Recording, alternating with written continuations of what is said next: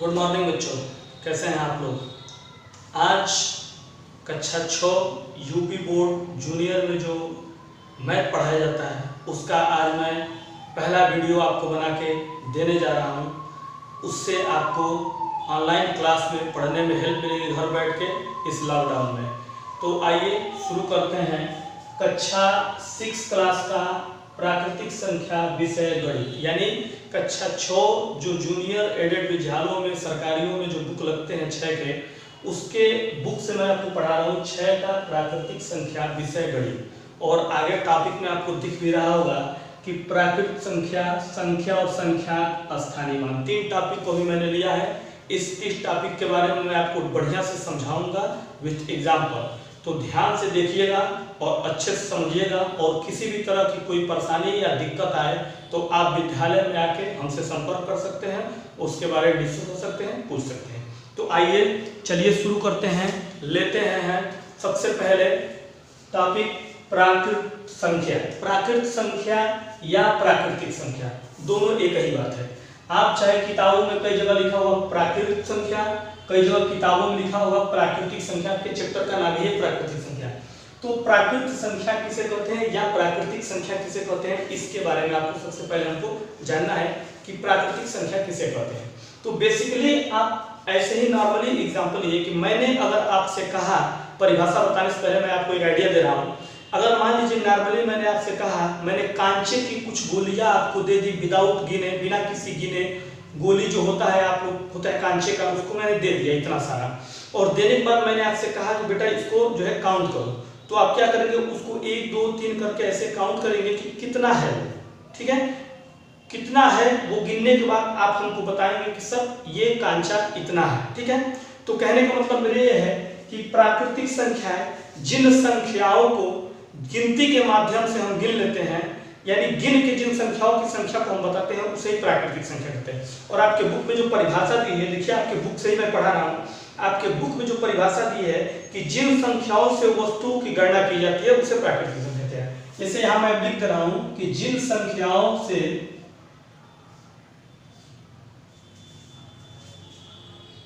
तो परिभाषा मैंने क्या बोला प्राकृतिक संख्या की, कि जिन संख्याओं से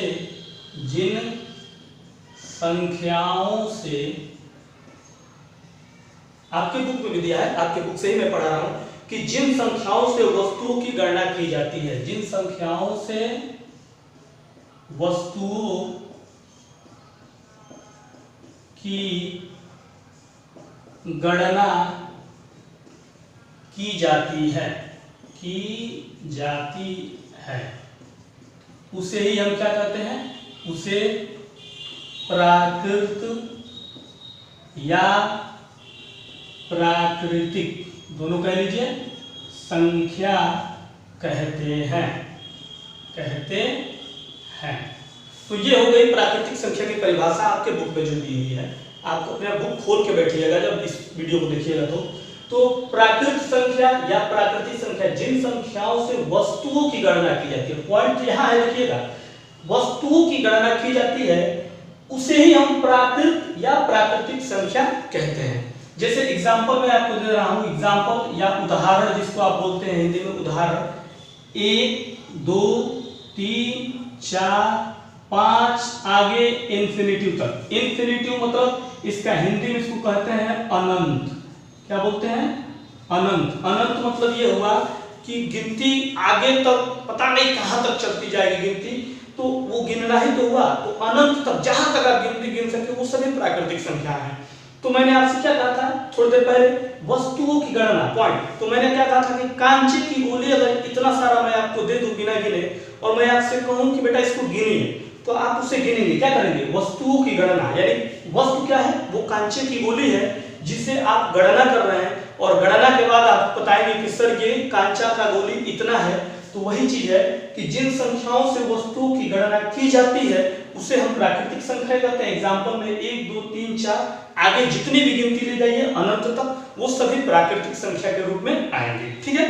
तो ये बात आपको समझ में आ गई। तो चलिए अगला टॉपिक देखिए। अगला टॉपिक आपका है संख्या और संख्यांक। ये आपके बुक में हेडिंग वाइज है और मैं उसी हिसाब से आपको वीडियो बताता जा रहा हूँ। तो संख्या और संख्यांक के बारे में जो है इसकी परिभाषा बताने से पहले मैं एक चीज आपको एग्जाम्पल के तौर पे बता देना चाहता हूँ, उसके बाद आपको परिभाषा बहुत बेहतरीन समझ में आएगी। जैसे मान लीजिए हमने गेंद बना दिया 4, एक मान लीजिए एक ये गेंद हो गया, एक ये गेंद हो गया, एक यहाँ गेंद बना दिया मैंने, और एक यहाँ मैंने गेंद बना दिया।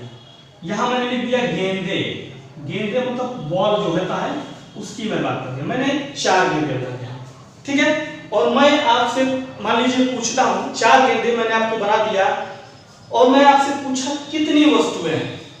मेरा सवाल है आपसे, मान लीजिए आप एग्जाम में बैठे हुए हैं मेरे सामने स्कूल में, फिलहाल तो मैं ऑनलाइन आपको पढ़ा रहा हूँ, लेकिन जब आप स्कूल में आएंगे और बेहतरीन आपको समझ में आएगा। तो मैं आपसे कह रहा हूँ कि ये गेंदे कितनी गेंदे हैं या कितनी वस्तुएं हैं, वस्तु क्या है या कितनी गेंदे हैं, मैं आपसे सवाल करूंगा। तो आप क्या कहेंगे, सर ये 4 गेंदे हैं, क्या कहेंगे, गिनेंगे और बताएंगे 4 गेंदे हैं। तो परिभाषा क्या बनती है कि कितनी वस्तुएं, आपकी किताब में लिखा हुआ कितनी वस्तुएं हैं का जिससे बोध होता है उसे संख्या कहते हैं। यानी कितनी वस्तुएं का, कितनी वस्तुएं हैं का जिससे बोध होता है उसे संख्या कहते हैं, संख्या कहते हैं। ये हो गई परिभाषा किसकी, सिर्फ संख्या की। अभी संख्या के बारे में नहीं बताया, संख्या की परिभाषा क्या हुई, कितनी वस्तुएं हैं, इन्वर्टेड कर दे रहा है यहाँ पे ताकि क्लियर रहेगा। कितनी वस्तुएं हैं शब्द का जिससे बोध होता है उसे हम संख्या कहते हैं। तो मैंने आपसे अभी थोड़ी देर पहले क्या पूछा था कि बेटा ये कितनी वस्तुएं हैं या कितनी गेंदें हैं, तो आप क्या बताएं कि सर ये कितनी गेंदें हैं, 4 गेंदें। कितनी गेंदें हैं, 4 गेंदें। आपने बताया सर 4 गेंदें। तो कितनी वस्तुएं हैं का जिससे बोध होता है उसे हम क्या कहते हैं, संख्या कहते हैं। क्लियर हो गया। अब आइए, अब इसी में एक शब्द है संख्या। यही एग्जांपल में मैं संख्या के बारे में समझा दूंगा आपको कि संख्या क्या होता है। अब देखिएगा आपके बुक में दिया है, मैं आपके बुक के माध्यम से चल रहा हूं ताकि आपको पढ़ने में आसानी हो जाए। देखिएगा संख्या क्या कह रहा है, संख्याओं को जिन संकेतों द्वारा व्यक्त करते हैं उसे संख्या कहते हैं। संख्याओं को जिन संकेतों द्वारा व्यक्त करते हैं, मान लीजिए मैंने ये लिया, इसको हटा देते हैं, पहले उस बात को लिख लेते हैं फिर इसके बारे में मैं आपको बताऊंगा। देखिए यही पे मैं लिखता हूं संख्यांक, संख्यांक, ठीक है। अब क्या मैंने परिभाषा बोला कि संख्याओं को जिन संकेतों द्वारा व्यक्त करते हैं, यहां लिखता हूं संख्याओं को